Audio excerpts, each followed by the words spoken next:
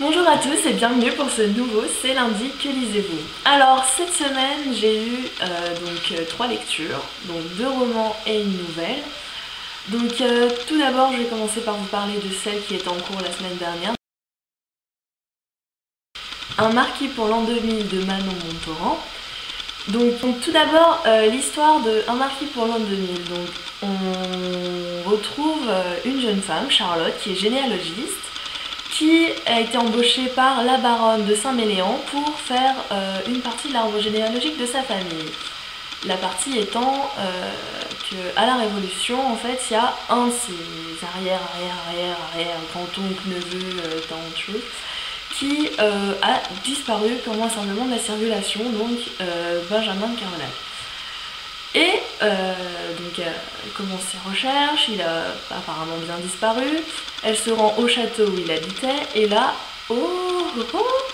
elle découvre une pièce secrète où le dit marquis, Benjamin, est allongé complètement nu, et donc là, on se dit, oh là là, c'est-à-dire que ce gars qui est censé être mort, enfin plus ou moins mort à l'époque de la Révolution, est toujours vivant, donc a traversé le temps, et donc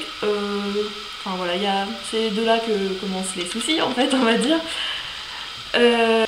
Charlotte le croit absolument pas, et pense qu'il joue dans un film, des choses comme ça. Et donc de là commence toute la relation entre Charlotte et Benjamin, et bien évidemment la baronne de Saint-Méléan, qui est quand même l'arrière-petite-fille de cet homme.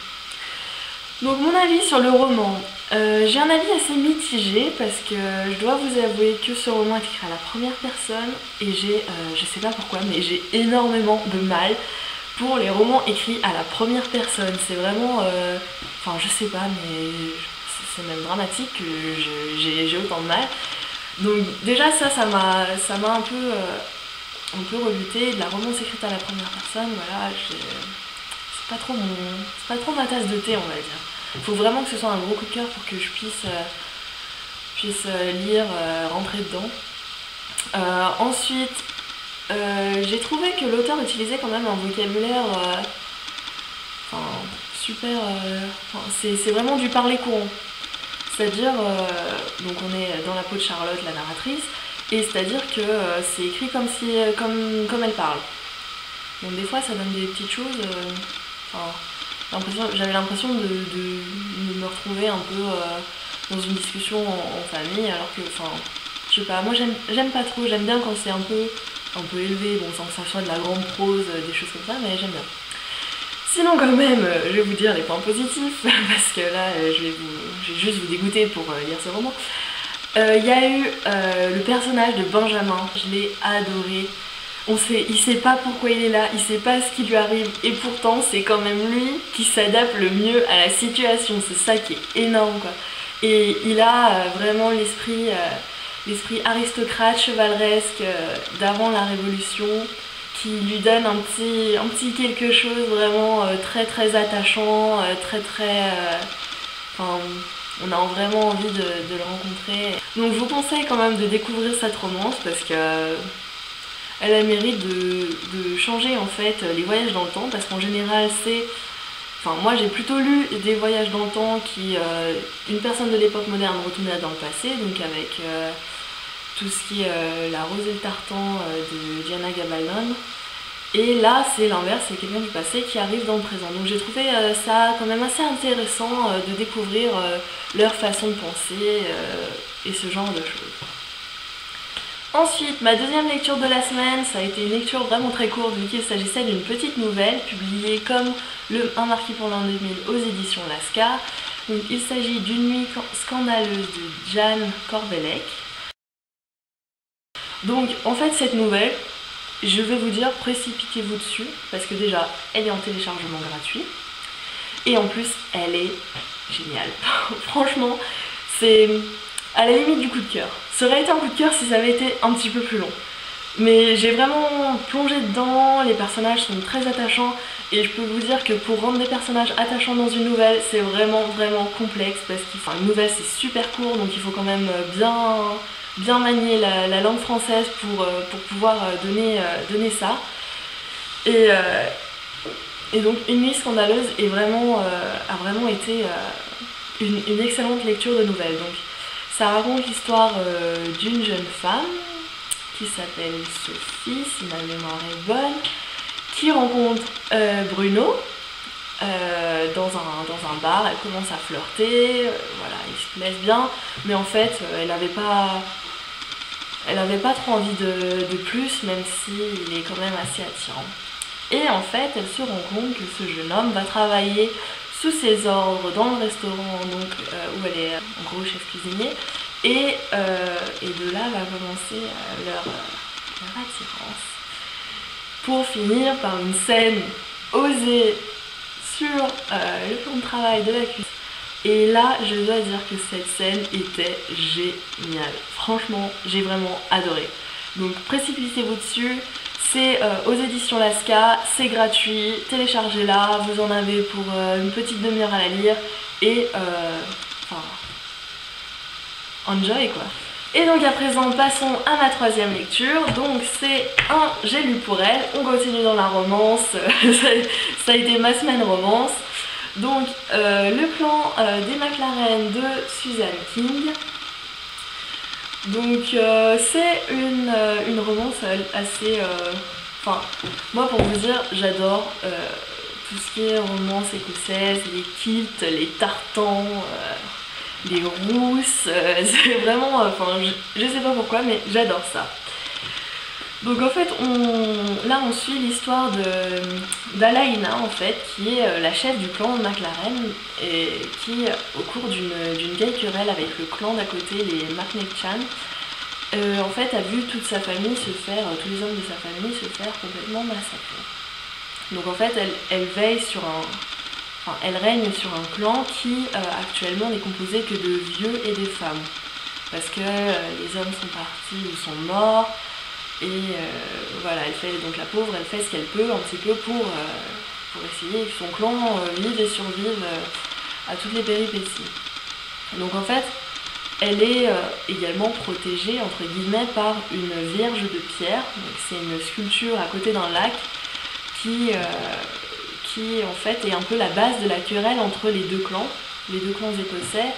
Parce que c'est une jeune femme qui s'est fait tuer par un McNeil-Chan, parce que c'était une McLaren qui s'est fait tuer par un McNeil-Chan parce qu'elle se refusait à lui, des choses comme ça.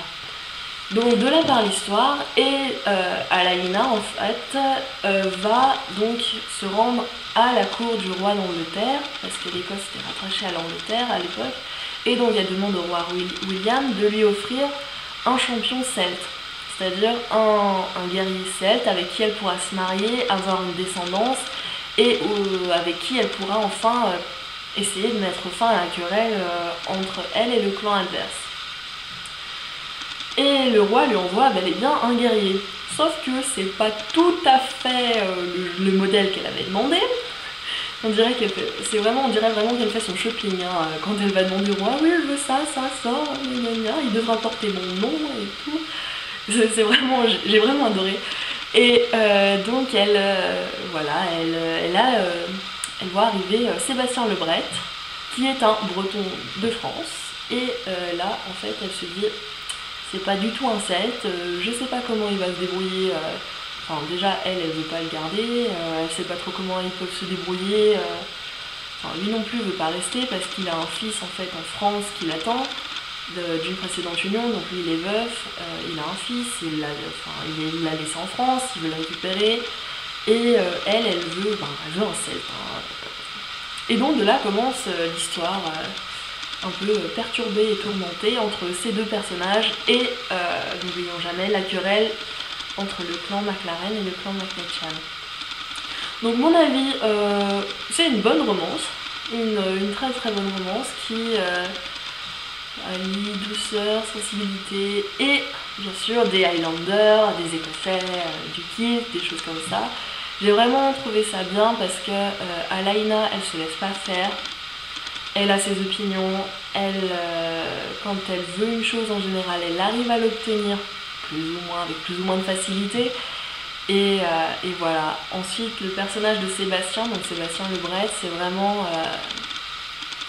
C'est vraiment un héros, on va dire, avec l'armure, parce qu'il garde l'armure, son armure française, et après il y a le fameux tartan, est-ce qu'il va le porter ou pas pour faire de lui un Highlander. Et donc voilà, ces deux personnages sont vraiment géniaux. Et autour d'eux aussi, ce que j'ai vraiment beaucoup aimé, il y a un barde qui s'appelle Lorne et qui raconte des vieilles histoires écossaises. Et franchement, j'avais l'impression d'être à côté d'eux au coin du feu en écoutant le barde chanter ou raconter ses contes écossais.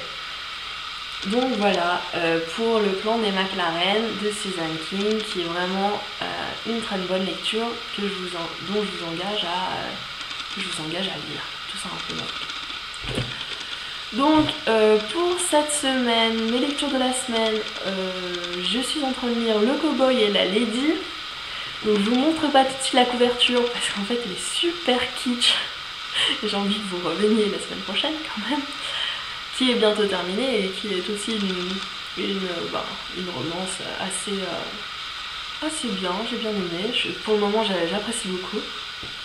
Et ensuite, je pense que je vais enfin lire Le choix d'une vie d'Astrid Lafleur aux éditions Rebelle. Donc il s'agit du premier tome, Entre rêve et réalité. J'ai le second tome également, donc s'il me plaît, je le lirai aussi dans la foulée. Donc voilà, c'est fini pour C'est lundi que lisez-vous. Et vous, qu'avez-vous lu cette semaine? Est-ce que vous avez déjà lu l'un des livres que j'ai proposés? Si oui, faites-moi part dans les commentaires.